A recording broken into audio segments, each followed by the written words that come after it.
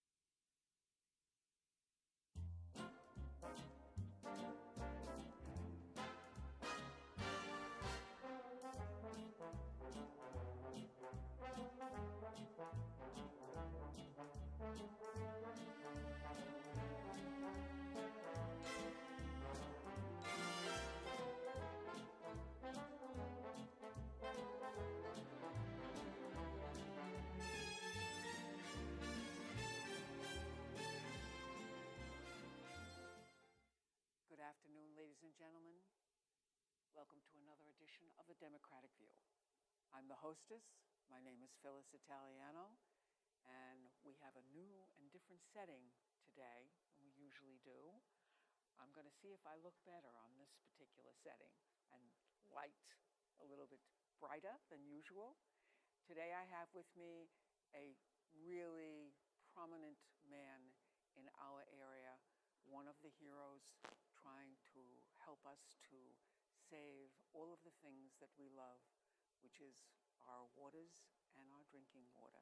His name is Kevin McAllister, and he has an organization called Defend H2O.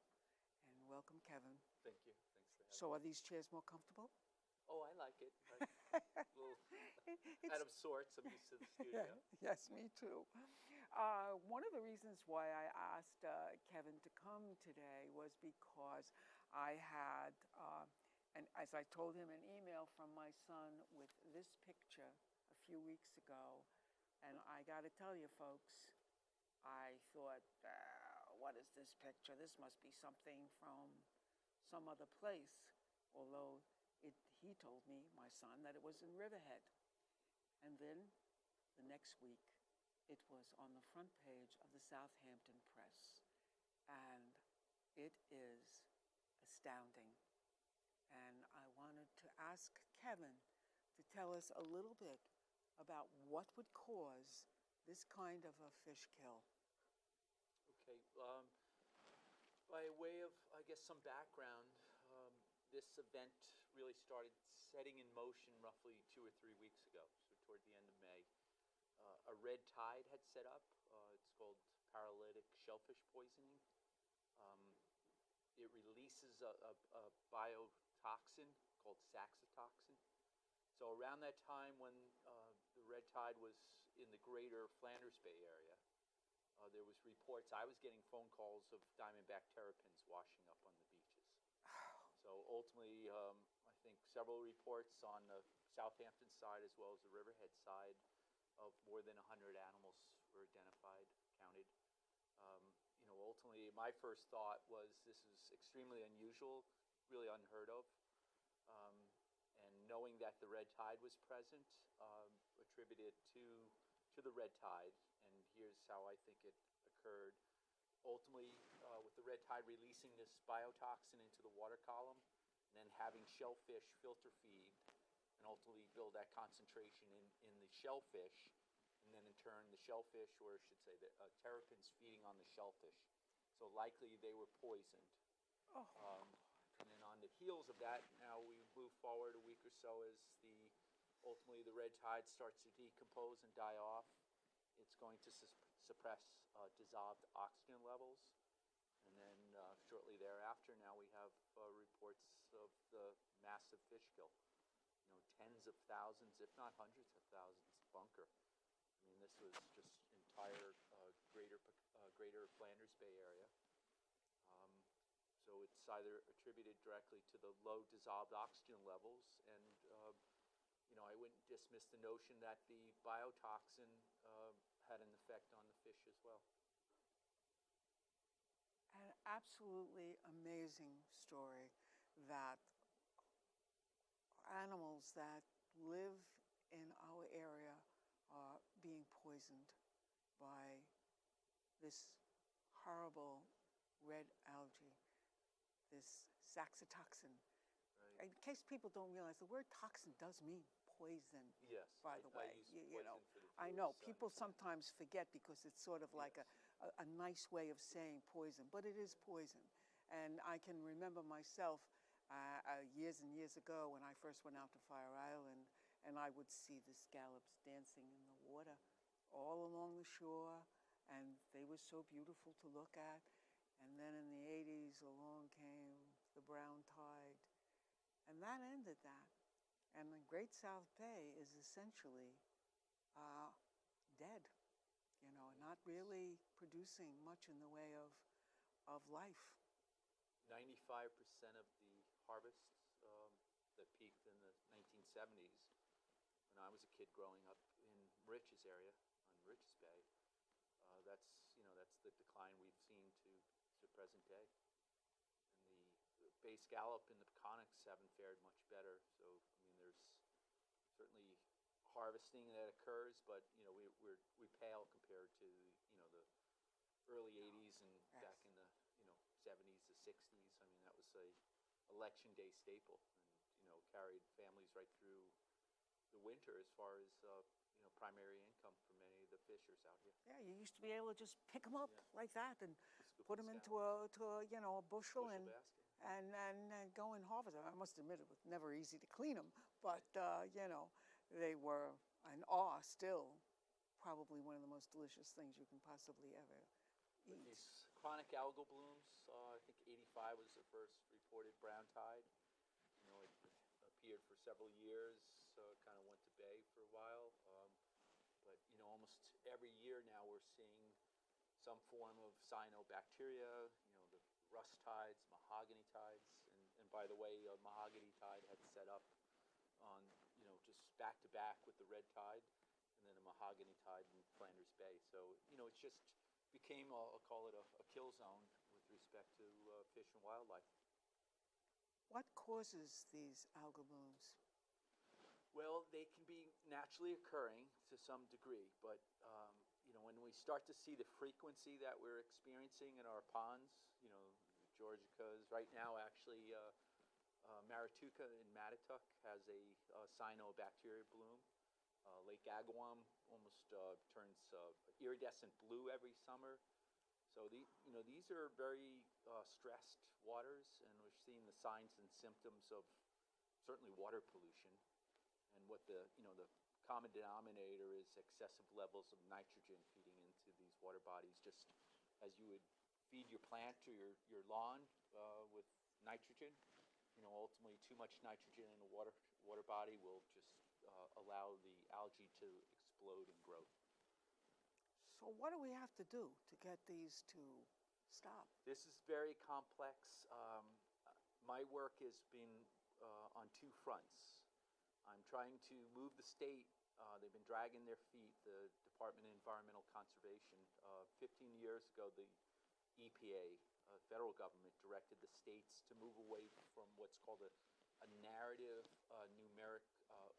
narrative nutrient standard to a numeric standard. And these would be measurables in waters, fresh water as well as marine waters, that would define whether or not there's too much nitrogen or too much phosphorus. And the state doesn't want to go there because then, when you can define a polluted water body by numbers, by science, then the next step would be accountability. And we're talking the ag industry and certainly the development community. So too many household septic systems, excessive lawn fertilizers, and obviously agricultural fertilizers. It's all made its way into our waterways, and we've got to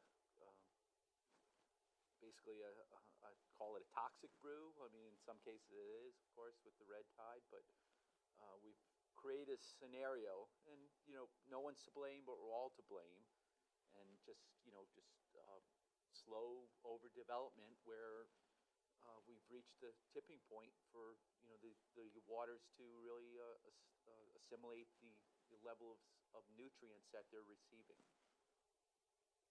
and it's all coming from groundwater. And it seems to me that, well, there are certainly some things we can all get involved in doing. One of the things is to stop thinking that having a velvety lawn is essential to your house looking good.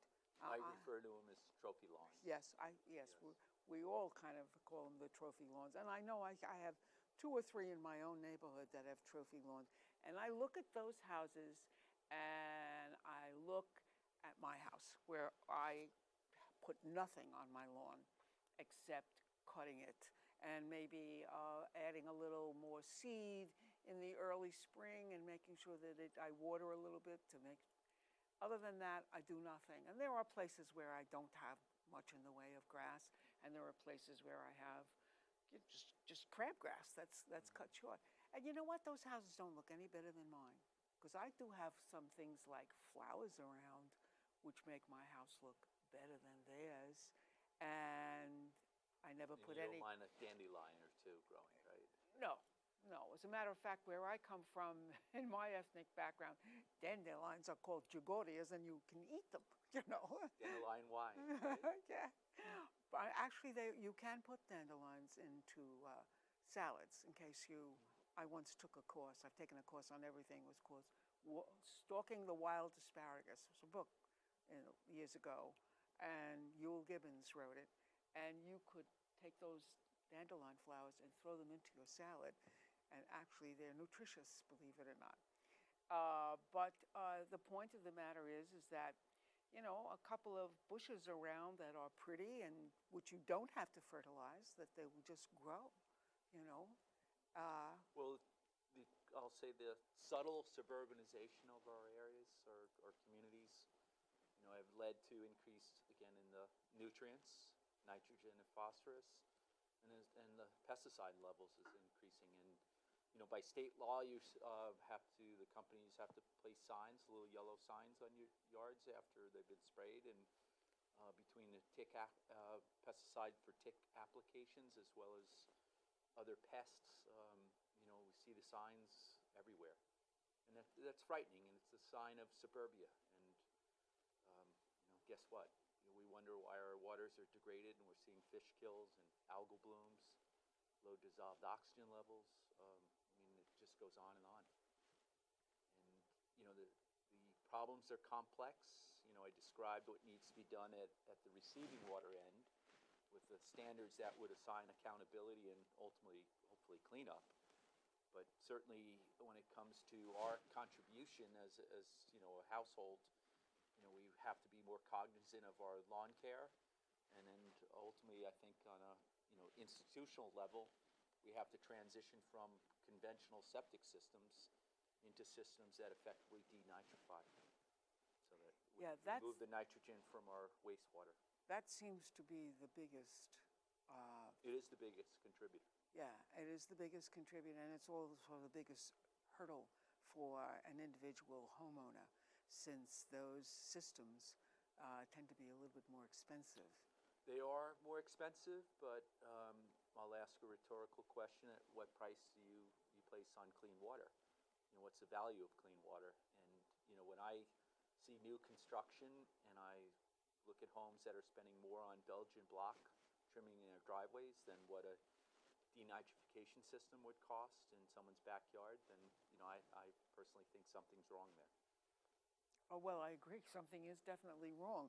But I'm hoping that at some point, I know that Steve Ballone, who was our county executive, talked about water quality. And, everybody talks about water quality. Oh, talk is cheap, though. Yeah, right. This takes action. It's going to take bold action. And when I hear the elected officials, including Mr. Ballone, espouse clean water, well, what are you going to do about it? And let's be honest about the discussion. You know, water quality doesn't necessarily go hand in hand in sewer districts, and that's what's been the big push. That can lead to overdevelopment, sprawl development into outlying areas. That's right.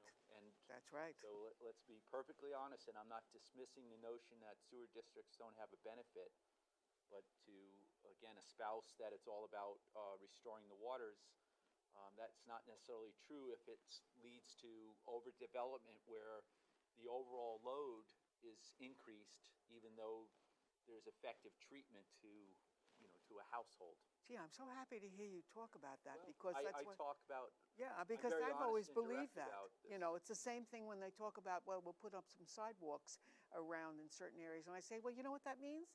That means more people will be building around there, and then you'll have more houses. And I think right now we should be buying up every single piece of open property that there is, because Oh, absolutely. And, within the Springs community, the small lots, and even if they have homes that are unoccupied, absolutely, let's buy up, take them, extinguish basically what would otherwise be potentially another green lawn and another household septic system that will just continue to add. So at every opportunity, I know that the town leadership's pursuing this aggressively, and bravo to that. Bravo and hurry up is Yes. what I say. Bravo and hurry Do up. it. Yes. Do it quickly. The other thing I was going to also mention about the same subject is that I know that Southampton, that I met a woman who got a letter from Southampton. She lives in Sag Harbor, sort of on that area that's towards the water. That One of the coves? Or yeah, I guess that's. I'm sorry, go ahead. Yeah, I guess that's the area. She was told that if she was interested in putting in a new septic system, that she could apply for a grant from them of some financial help with doing this, and if it, was going to be one that was going to mitigate the nitrogen and phosphorus levels. Okay, let me clarify something that's a big misnomer. Okay, older systems are older homes, particularly with sea level rise and groundwater coming up. If these systems, the leaching pools that are immersed in groundwater, then you have bacterial contamination.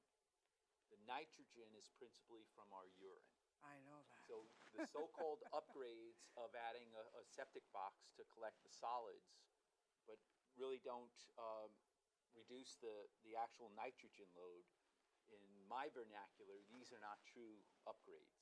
These are improvements, and they might conform to Suffolk County Health Department's code of 1976, but they're not talking 2015, where, again, we have to be very aggressive in reducing nitrogen. So when I speak about upgrades, I'm talking about denitrification systems.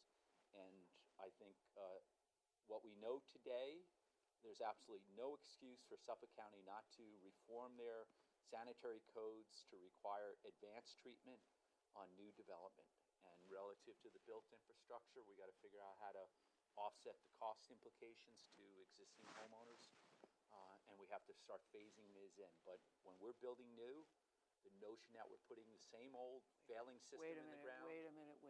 You are telling me that when I drive below 27 on my way to Southampton and I see 15, 16, 17, I lost count, new homes, and I'm not talking about homes, I'm talking about castles. Yes. You're telling me that they did not put something like nitrix in? I'm telling you exactly that. And I'll take it a step further.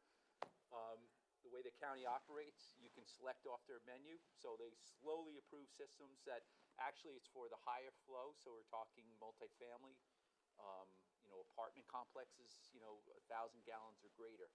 They haven't even approved systems for residential households yet. Whereas other regions, Chesapeake Bay, Florida, Cape Cod, are approving these systems. They're tried and true. We're dragging our feet. So when the systems are approved, they're still saying you can select. And there's no mandate, and we have to get to that point where we are requiring these. This is really astounding, because one of the reasons why I haven't gone to to getting a new septic system because I have no idea what I've got out there anyway. I know I have to write to the Department of Health to find out about what's out there.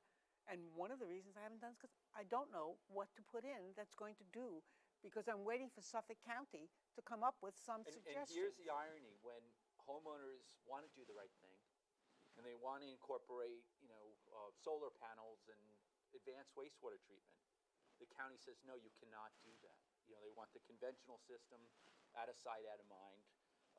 Over the 5 decades of development in our region or longer, post-World War II, we've got ourselves into a fix. And the notion that we're not, at this juncture, changing course, and again, requiring advanced treatment on all new construction is mind-boggling to me. Right, it is. So, Mr. Ballone, please stop with the rhetoric about clean water. Take a look at your health department and its Article 6 sanitary codes, and start making those necessary changes. I can't get my mouth to close. I'm just so astounded by this. Truly, Well, I am, because I forgive. And I make no apologies for being direct, and if it's not politically correct, I'm sorry. I'm respectful, professional, polite, but at the same time, I'm going to share with you, I'm going to share with your viewers how it is. Wow, I really, we all have to kick ass with Suffolk County. Yes, we do. And to the towns, I say, seize the day. They have the authority to require more advanced treatment, more stringent standards than Suffolk County. And if Suffolk County is not going to do it, then move aside and let the towns start to implement these local laws that start to basically change course. And I guarantee you, when the towns start to take the lead, you will see a leapfrog by Suffolk County, because they're going to look bad for their basically apathy and delay. And I'm sorry, the notion that we have to study this, come on now. We've been studying to death, and some of the elected officials say, oh, we need to study this. This is kicking the can down the road. It buys another 5 years of inaction. Again, we know what we know today, and all you have to do is look at other regions of this country, look at the Europeans. They're so far ahead of us when it comes to wastewater management for the same reasons that we have to address it today. Water pollution, pollution of our drinking water, pollution of our lakes, ponds, and open estuaries. And here's the real killer. I mean, I have two real killers. One is that there is this movement to develop certain places in Southampton. One is this enormous amount of houses and golf course in the middle of The Pine Barrens. the Pine Barrens, which was put aside to protect our water. I mean, how many times I actually even say to people, where's your water come from? You'd be surprised. You'd be surprised. Educated people with master's degrees don't know that the water of Long Island is under their feet.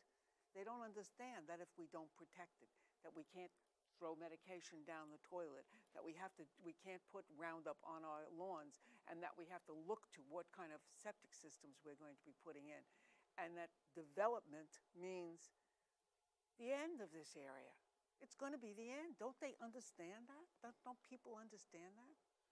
Phyllis, you had brought up, you suggested cost implications to homeowners. And the reality of it is, we are so far down this path that there are cost implications to the cleanup. But I would argue it's only going to get more pronounced if we continue to do nothing and just drag along here. And then I'll ask the question, again, what value do you place on a clean water? This is a tourist-based economy out here. When That's right. People start coming out here because the water's pea green, emerald green in Lake Agawam is so iridescent blue, which I've seen, or cyanobacteria is exploding in Georgica, some of these Lake Agawam. And when they start flocking elsewhere and we watch this economy collapse, are there cost implications then? Well, I always say I'm gonna be the first one with my house on the for sale sign, because I'm gonna know, because I'm always in contact with people like you. So I can see the future where other people have their heads in the sand. And as much as I describe dire straits, and that's the reality of the science and the state of our waters. But with that said, these water bodies, particularly in coastal waters, are very resilient. So when we start implementing the corrective actions, they can recover. They're very responsive to turning off the spigots, as I like to describe, and that's positive change. But again, it requires the courage of our town leadership to either kick Suffolk County in the pants, or to say, all right, we're going to seize the day ourselves, and we're going to move along because our resources are too important to this community to defer when there's inaction on the part of Suffolk County. Wow. And it's a very precious area, but it has to be protected. And we all have to start being more conscious of everything. Oh, absolutely. And what we do and how we, I'm surprised at Suffolk County, because I remember when I was in Fire Island and they had phosphates in the soap, and they did not allow it to be, you couldn't use that in your washing machine. Suffolk County, at one point, I'll say, led the nation in monitoring waters and very proactive in water protection. And in the last decade or so, partly because of cut budgets, but also, I'll say, taking the signals from the politicians that they've retracted, and it's kind of almost a bunker mentality now. And I'll take it a step further. One of the legislators several years ago, when wastewater reform was getting traction, when I was appearing before the Board of Health and Suffolk County Legislature, one of the legislators actually got a law passed that would remove the authority from the health department to enact new codes relating to wastewater standards, et cetera, that it had to get approval by the legislative body. And what that does is take the decisions out of the hands of the scientists, the hydrologists, and the engineers, and the biologists, and place it squarely in the hands of the politicians. Who we all know. And guess what? And what do you think of the results are? Well, and I this know. was strategically done as an end around to ensure nothing came out of that department. And shame on them. Well, I am absolutely astounded by some of the things that you have talked about today, and I am going to start writing some letters and talking to Phyllis, my I'm looking for a little bit of and civil, the politicians. civil It's an uprising, election year. Yeah, They're all up. Exercise your vote and your voice. Yeah, and your voice. You need to turn out. And your actions when as well. When your elected officials are in groups and having candidates night, and they need to be asked these hard questions and get them on the record. What are you going to do today? Not 5 years from now. What are you going to do today or tomorrow? You know what, Kevin? That's why I said you are a very important man in Yes. this area. You are the voice of wisdom for us. You're going to spur us all on to action, and that's what we all have to do. Defend H2O. Right. We don't want this, folks. We don't want this. We want to be able to go in that bay like I did today and see my toes and see what color my nail polish is. We have to. Actually, I don't have any nail polish on, but that's what we have to do. There's a group in the Chesapeake has the white sneaker test.